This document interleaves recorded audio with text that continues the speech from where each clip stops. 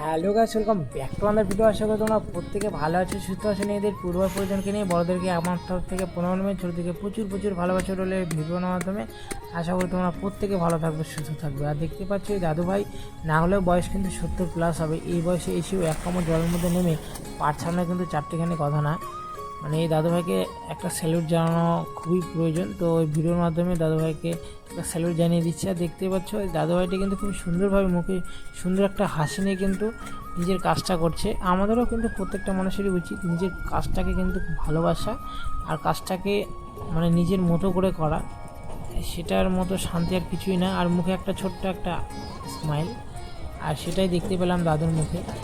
মানে সত্যি খুবই ভালো লাগছিল। আর দেখতে পাচ্ছ দাদুভাই কিন্তু দুপুরের খাওয়া দাওয়ার জন্য কিন্তু বাইরে কিন্তু লাহারিও নিয়ে এসেছে।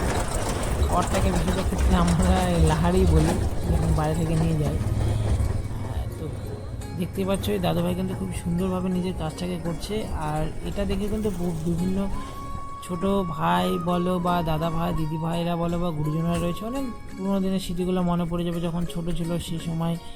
বা এখন ভাইরা যারা ছোট রয়েছে, বাড়ির পাশে দিঘি রয়েছে বা পুকুর রয়েছে, যে পাট জাগ দেওয়া হয়, সেখানে আবার পাটগুলো ছাড়ানোর সময় তাদের গুরুজনেরা যায়, সেই সময় যায় ওই শোলাগুলো নিয়ে বিভিন্ন ধরনের কী বলবো খেলনার জিনিসগুলো যে বানানো যায়। যে বেশিরভাগ ক্ষেত্রে যেটা খেলা হয়েছিল আমার ছোটোবেলায় সেটা হলো মাছ বানিয়ে নিয়ে। সত্যি মানে এক আলাদাই অনুভূতি, যেটা বলে বোঝানোর মতো নয়। তো তোমাদের সঙ্গে দেখা হচ্ছে নেক্সট ভিডিওতে। বাই।